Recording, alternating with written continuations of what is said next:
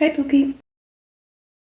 Feeling very low energy today. Guess my hair is not done. Argue with your mom about it. Guess my elbows are Ashley. Argue with your dad about it. So I just moved into a new apartment. I've told Taylor this already. If your name's not Taylor, my name's Azaria. I be writing, I be reading. I live in Nebraska. So I've already told Taylor about my new apartment. I actually was planning to make my little den area into kind of like a reading and writing space. And the video that I was going to upload today actually was about that space and putting it together and like curating it and all this good stuff. But that just wasn't kind of where my energy was leading me this week. This whole week has really felt low energy for me. And I think that that's because the seasons are changing, it's getting colder, and cold weather just really does encourage a kind of insularity. And I'm kind of already an insular person anyway. And so the cold weather is kind of just an excuse to continue with that. So today I just wanted to do something a bit chiller, and I wanted to talk to you kind of about some of my end of the year writing goals. And some of them have very little to do with writing. They're more like my end of the year goals that might concern writing a little bit. Maybe that's what I should call it. When moving into this new space, I kind of determined some goals for myself, like downsizing, really kind of paying attention to the things that I purchase, the things that I use, the things that take up space and how much space they take up.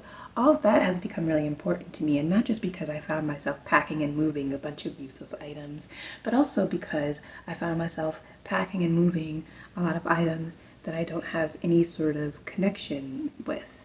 And I'm not necessarily encouraging materialism and creating emotional connections with inanimate objects, but I do feel like, considering how high inflation is, how little all of us are getting paid, the things that I'm spending my money on should have a purpose and they should be used. And I'm feeling like they haven't been. And that brings me to my first goal for the end of the year and my writing practice, which is to focus on intentionality. I really turned away from intentionality in 2023 because I was trying to move out of the city that I was in, and then after a while I got the notification that I would need to move to Nebraska to begin my doctoral program. And so I was looking for contests and publishing opportunities with very low entry fees or non-existent entry fees and very high rewards, very high prizes, despite the prestige or the lack thereof of the competition or journal. So on my website, which is always linked in the description, I have a ton of publications from 2023, a ton of contests that I won or that I long listed for, and I have no kind of connection to those organizations or those contests or anything. It was just to get paid to do something that I know how to do something that I am good at and that I like doing, but for money. Which, if you've ever written for money, it kind of really does take some of the joy out of it. I didn't have a good time writing a lot of the pieces that I ended up submitting and winning with, or submitting and getting into the publication or whatever. And when you write, there's always the idea or even implication that you may never make writing your career. You may never be writing for money, for profit. And I think that really allows writers to enjoy the work that they're doing. And I really feel like I missed out on that in 2023. And in a program like I'm in, where someone just got a 6-figure deal, I told Taylor about that. It can be really difficult to make sure that you're being intentional with things, that you're writing things because you want to write them. Even now, the manuscript that I'm working on, Project Girls, it's a novel, and I often tell people that I was bullied into writing this novel, and maybe one day I'll give you guys information about that. And I think that's partly true, but I still really do enjoy the story, and I enjoy the characters, and I enjoy the world that they're in. And because of that, it was still a joy to write, and it's still a joy to revise, even though it's very difficult and I never want to do it again. My second goal is to struggle with pride. We are all struggling internally. I feel like we are all writing through tragedy. If you're writing right now, I feel like you're writing through tragedy. There are at least 3 different genocides happening on the other side of the world. We are right before an election cycle. Many pundits are calling this election the most important election of our lifetimes. You watching this likely are not getting paid a wage that you deserve to be paid. Even if you are getting paid a livable wage, you probably deserve to be paid more because of your experience and education. Places around here in this lovely no-name Nebraska city are paying people $16 an hour to manage an entire staff. That's absolutely bizarre. It doesn't make any sense. And so when I say struggle with pride, I would like to be more transparent about when I'm having a rough go of it. I would like to be more transparent about the money that graduate teaching assistants or graduate instructors are paid. It's not a lot. But I also want to give myself credit for trying every day. I get up every day and I try. And I think that is an accomplishment. And I think that's important. Every day I get up and I read and I write every day. Every single day. It doesn't matter if I have to work that day or not. It doesn't matter if I'm meeting with friends that day or not. It doesn't matter if I'm doing, sometimes it's homework. A lot of the times it's not homework. Every day I work towards something. And I think that is an accomplishment. Even if that something is just putting away the pile of laundry from last week. That's something. And I think that's something that you can hold on to and tell yourself, okay, maybe I didn't get 7 things done today, which I think is like the magic number for making a list for yourself.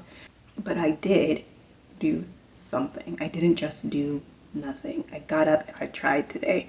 And I think that's important, especially when you are a writer and the only way you have to measure your progress is by looking at what you did versus what you already had done.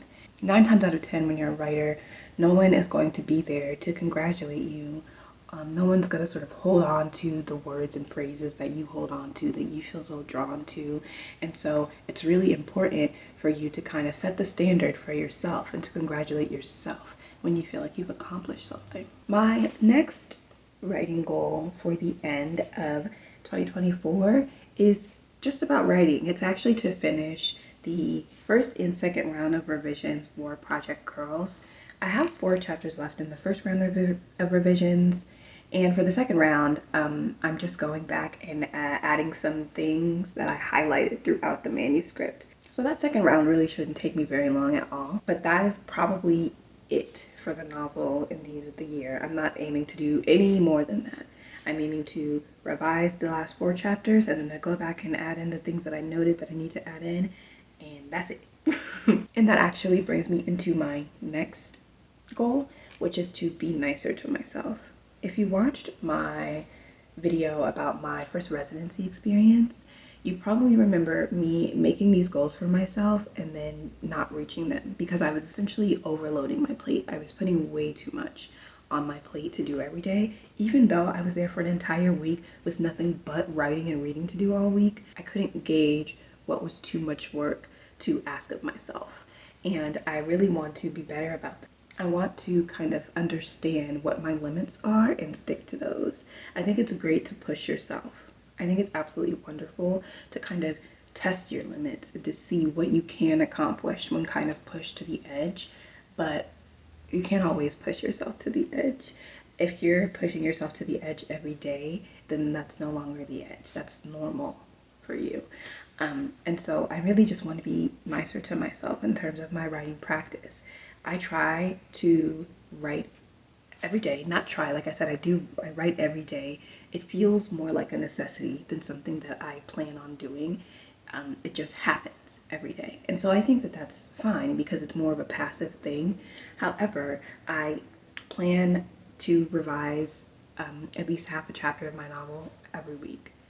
And I plan a short story to work on every week. And I just don't think that that's doable. I don't know why I'm doing that to myself. Mind you, I also teach 2 classes of 20 students. I also work a different part-time job, and I'm a full-time doctoral student. I don't need to revise every day. I don't need to do that. And my final goal for this year, for the end of the year, and going into next year actually is to try to be transparent about the publication process. I don't think that I acknowledged it on here, but I do have a chapbook being released sometime next year, hopefully within the first or second quarter of the year. It's a chapbook that I submitted to a contest in 2023, I believe. And I was a finalist in the contest, and so they give a sort of smaller but still, decent publishing deal to the finalists in the contest. I believe there are like 5 of us. And they publish our chapbooks. And I'll be very honest with you, thus far, my experience has not been great. Taylor knows all about this. Some of my colleagues at school know about it as well. I've been kind of keeping things hushed because the chapbook still has not been released. And so I'm still working with the publisher, but thus far my experience, it just has not been great. And I feel like if someone with more experience in publishing had kind of talked about the sort of things that I'm currently going through with this publisher, that I would have made a more informed decision about where to send the chapbook. I'm kind of kicking myself. There are 2 presses that I really, really like that publish chapbooks, and they publish some chapbooks from my favorite authors. But now I don't have a chapbook to pitch. I could write another one, but that would just go into the long queue of writing projects, and I would have to come up with a concept and all these other things. And so I really want to be more transparent about that process, maybe from the inception of the chapbook to the publication of the chapbook and all the nitty-gritty details in between, because there have been a lot of road bumps in between. And I think it just underscores that you have to really make sure that your relationship with your agent, I'm unagented, but your relationship with your agent and with your editor is a good one. It's really, really important because it can make you kind of regret everything. I guess those are my end of the year writing goals. They're kind of more philosophical, I guess, than just typical writing goals. But they're really important to me, and they're relevant to my writing practice and making sure that I don't kind of burn myself out before I even get an agent or a book deal. What are your writing goals? Hopefully you'll be taking it easy on yourself. I know NaNoWriMo's around the corner. I know that Taylor and I are planning on doing a version of NaNoWriMo. And then if you're in school like I am, when the semester lets out in December, maybe you're planning on taking on some writing projects or finishing some writing projects during that time as well, so that you can pitch at the top of the year or query at the top of the year. But I just hope that throughout the holidays you're taking it easy on yourself. Holidays can be so rough, especially during an election season. So just be good to yourself.